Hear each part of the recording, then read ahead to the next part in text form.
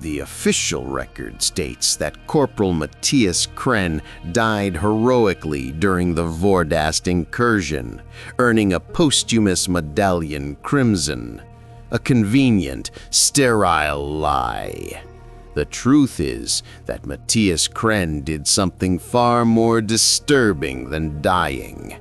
He found the only loophole in a blood god's contract, and the Inquisition has been trying to understand how ever since. Corporal Matthias Krenn was nobody special. That's important to understand. He wasn't a hero. He wasn't blessed by the Emperor with unusual faith. He was a supply clerk attached to the Mordian 263rd, stationed on the agri-world of Vordast Prime.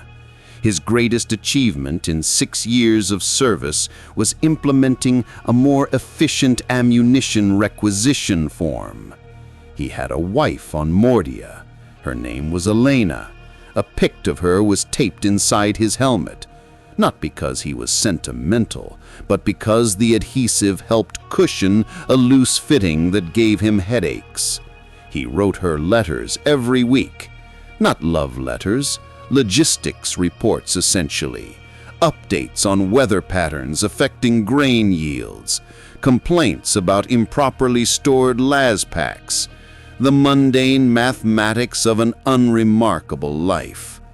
The 263rd had been on Vordast for 3 months, suppressing a suspected geno-stealer cult that turned out to be a workers' revolt over grain rations. Standard suppression protocols. The colonel called it pest control. Krenn called it wasteful, not out of mercy, out of efficiency. Every las pack spent on a starving farmer was one less for actual threats. The first sign something was wrong came through the supply manifests, not the battlefield, the paperwork. Krenn noticed it during routine inventory. Ammunition expenditure had increased by 340% over the previous week, but casualty reports had decreased. The anomaly was systemic. Each squad was burning through their supplies at an impossible rate, yet their after-action reports described only light skirmishings. The numbers made no sense, and Matthias Krenn lived by numbers. He brought it to Lieutenant Kastner. The lieutenant's response was unexpected. Instead of concern, Kastner smiled. Not a nervous smile, not a dismissive smile, the kind of smile you see on a child burning ants with a magnifying glass. "The men are just enthusiastic, Corporal," Kastner said. But as he spoke, Krenn noticed something else. A smell, metallic, sweet, like copper pennies soaked in honey. And the lieutenant's hands, they were clean. Too clean. In 3 months on this Dust Bowl world, Krenn had never seen anyone's hands that clean. They looked wet. That night, Krenn did something that would have earned him a flogging under normal circumstances. He accessed the Medicae records. What he found there changed everything. 17 soldiers had reported to the Medicae tent with identical symptoms over the past 5 days: insomnia, elevated heart rate, and most disturbing, spontaneous bleeding from old scars, not wounds, scars.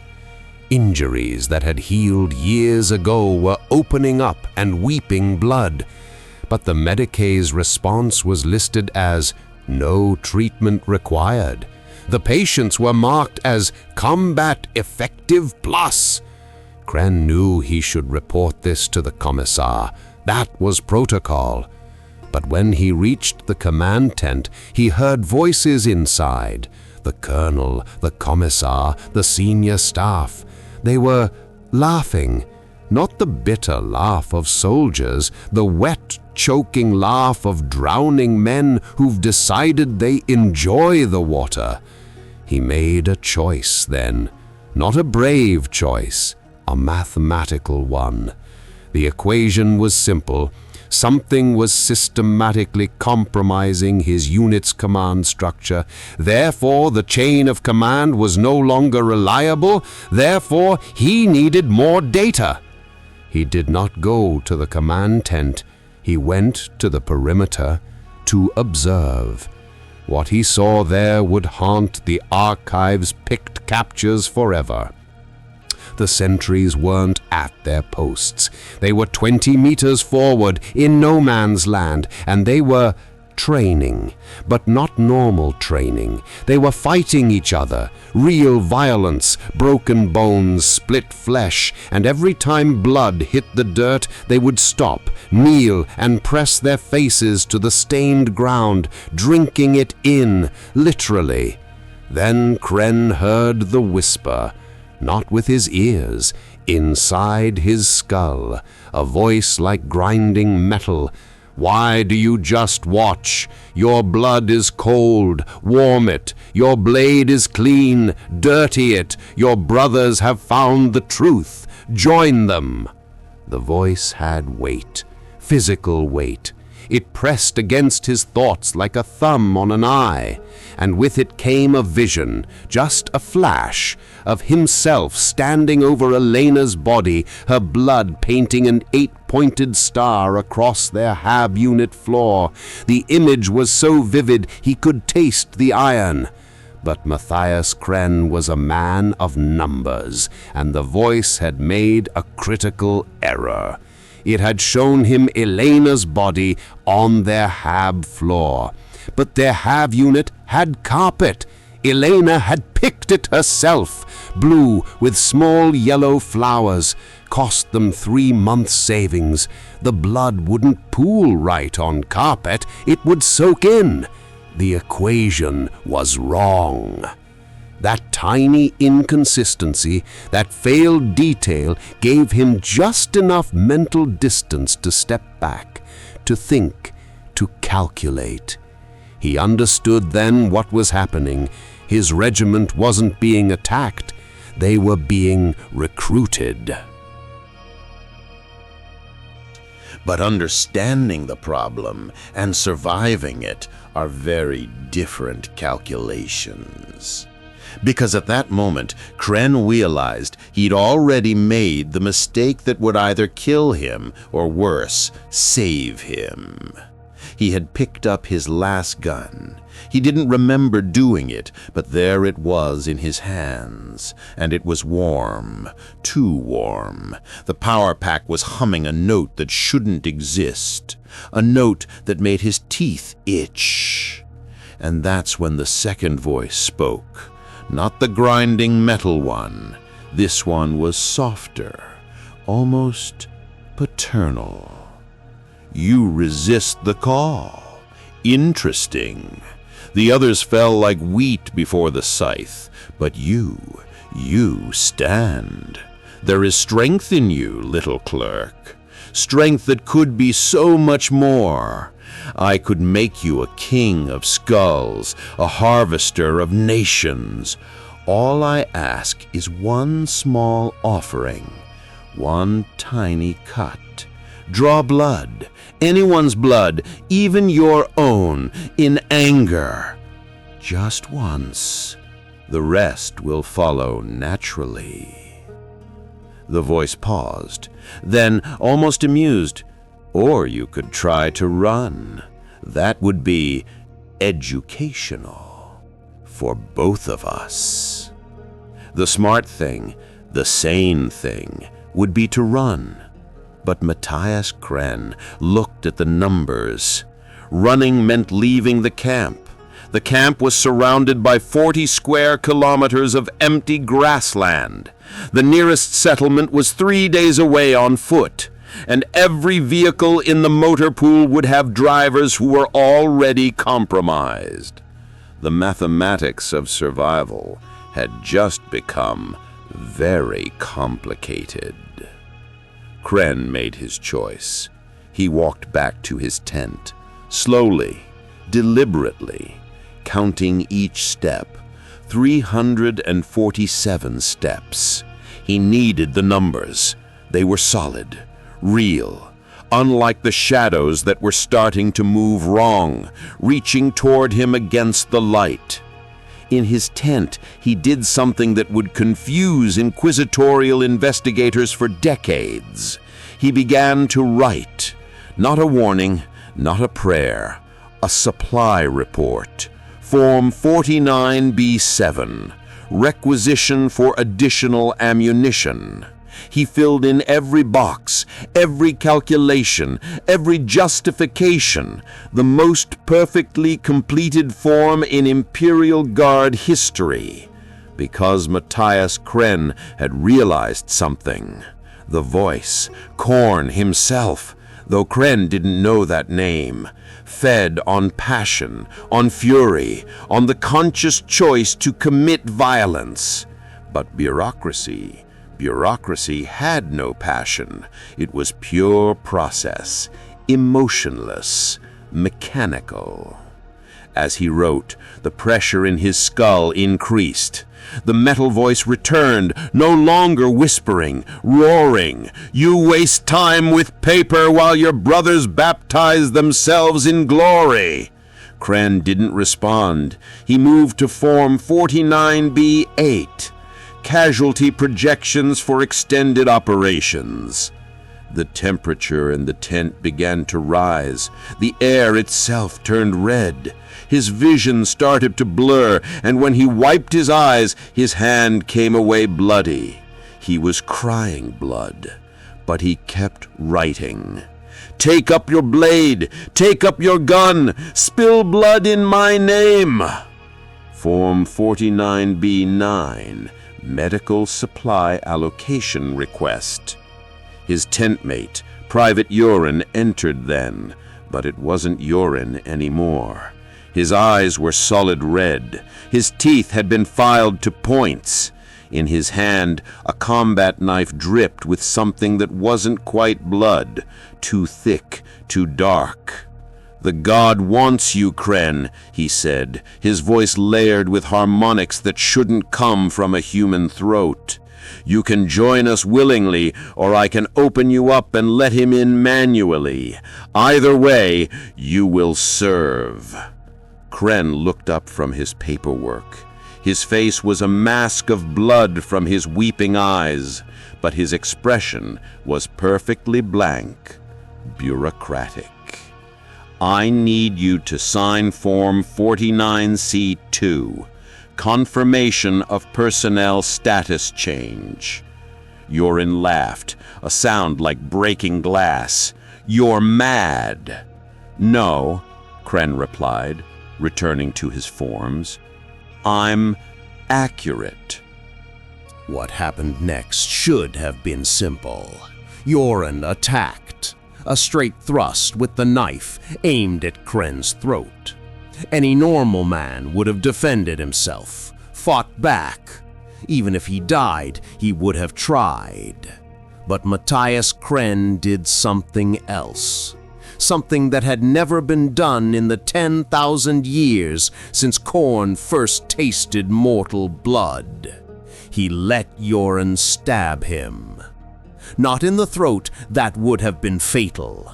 In the shoulder, deep, through muscle and scraping bone. The pain was extraordinary. Every instinct, every nerve, every atom of his being screamed at him to fight back, to grab the knife, to strike Urine, to do something. He did nothing. He sat there, pencil still in hand, and continued filling out his form as blood ran down his arm. Form 49C/2, Box 7, nature of status change. He wrote very carefully, medical leave, non-combat injury. Urine stabbed him again, the thigh this time. Krenn's hand shook, but he kept writing. "Fight! The metal voice was desperate now. Defend yourself. Take revenge. Feel anger. Feel anything. But Krenn felt nothing. Not because he was brave, not because he was strong, but because he had made a mathematical decision. The voice fed on the choice to commit violence. So he would not choose. He would be an object, a thing that bleeds but does not react, meat that thinks but does not feel. Yoren grabbed him by the throat, lifted him from his chair. "Why won't you fight?" Krenn managed to whisper. "Form 49/C3, workplace injury report." And that's when something impossible happened. Yoren dropped him, not because he wanted to. His hands simply opened, like a machine that had been switched off. He staggered backward, confusion replacing rage. What are you doing?" Yoren's voice was his own again, terrified. "The god he can't see you. You're there, but you're not there. You're bleeding, but there's no taste to it." The tent began to shake, not from wind, from rage, pure crystallized fury that had nowhere to go. The metal voice spoke one more time, but now it sounded confused, almost hurt. You are bleeding for nothing, suffering for nothing. There is no glory in this, no meaning. This is not an offering. This is waste." And then, like a candle being blown out, the presence vanished. The red faded from the air. Yoren collapsed, weeping, and Matthias Krenn, bleeding from 17 different wounds, finished his form. Box 12. Estimated time to return to duty. He wrote indefinite. By dawn, the 263rd was destroying itself. The corruption had reached critical mass. Guardsmen turned on each other in an orgy of violence that painted the camp red. The ones who had fully given themselves to Khorne had become something more and less than human. Muscles swollen beyond anatomical possibility, weapons fused to their hands, their mouths permanently locked in screams of rage. But in Tent 47B, Matthias Krenn sat at his desk, still filling out forms, still bleeding. The corrupted came for him, again and again.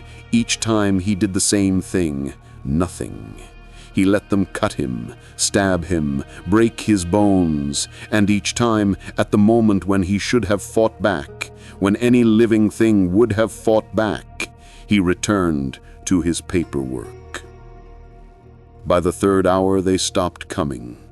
Not because they pitied him, not because they feared him, but because something about him had become wrong. He was a hole in their perception, a null space. They could see him, but when they looked at him, the rage simply didn't come. It was like trying to hate mathematics itself. The concept wouldn't form. But the true test came at the 9th hour, when he arrived. Not a vision, not a voice, not a possessed mortal, an actual physical manifestation, a bloodthirster. 8 meters of brass and fury, wings that dripped molten blood, an axe that screamed with the voices of every warrior it had ever killed. It materialized directly in front of Krenn's desk, its presence so overwhelming that reality itself cracked, the ground splitting into an 8-pointed star. "You," it spoke with the metal voice, but magnified beyond comprehension. "You are an insult to existence itself. Every drop of blood in your body belongs to the throne. You will give it to me." Krenn looked up from Form 49-1, request for extended medical leave. His face was a ruin. His left eye had been gouged out. His jaw was broken. He could barely speak, but he managed to say, "I need supervisor approval for that form." The bloodthirster raised its axe. The weapon alone weighed more than a tank. It brought it down with the force of a falling star aimed directly at Krenn's head.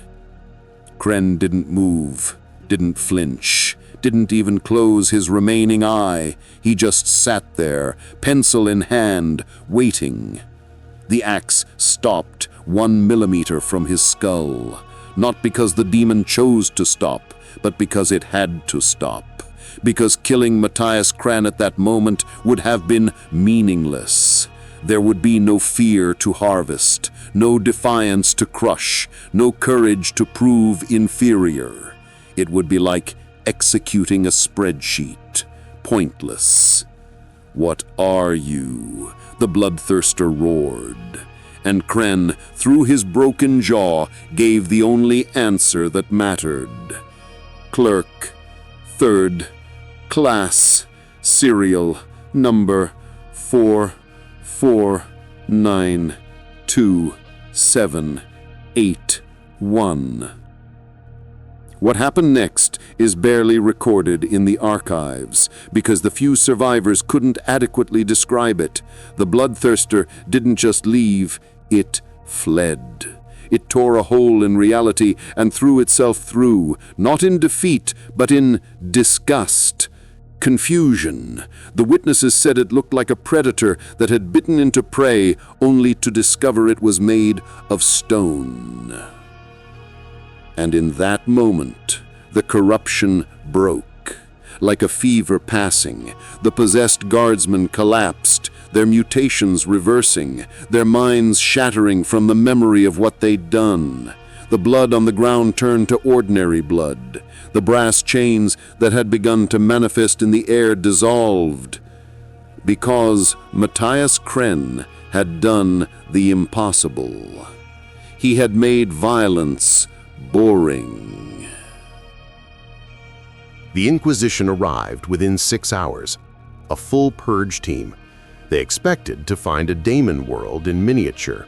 Instead, they found a mystery. 391 guardsmen, dead by their own hands or each other's. 43 survivors, all catatonic except one. Corporal Matthias Krenn, sitting at his desk, having bled out 6 hours before their arrival. Dead, but still clutching his pencil. His final form, still incomplete. But it was the psychic scan that truly disturbed them. The warp echoes of what had happened were clear. A bloodthirster had manifested, fully, physically. That alone should have corrupted the planet for generations. But there was no taint, no residual corruption. It was as if Khorne's presence had simply given up. Inquisitor Martian's report, classified Vermilion Black, contained one line that the High Lords of Terra would debate for centuries. Subject: displayed complete psychological state, best described as aggressive apathy. Recommend further study into potential anti-Khornate applications. Note: subject achieved victory through failure to participate in his own death. Theological implications require immediate ecclesiarchal review. They took Krenn's body, every drop of blood that remained, every personal effect, even the desk he died at. It's all in a vault on Titan now, studied by the Grey Knight's most senior prognosticators. Because Matthias Krenn had proven something that shook the very foundations of Imperial understanding about chaos. The dark gods don't just feed on emotions, they feed on choices. And if you can remove choice from the equation, if you can become a pure object, a thing that exists but does not truly live, then even a god can starve. The official record states that the Mordian 263rd was lost to a sudden outbreak of violence, likely caused by xenopsychotropic weapons. Corporal Matthias Krenn is listed as killed in action, awarded a posthumous Medallion Crimson for exceptional administrative service under fire. A convenient, sterile lie that protects a truth too dangerous to spread. Because if the masses knew, if they truly understood that the gods could be denied not through strength or faith, but through sheer mechanical indifference, what would that mean for the Imperium?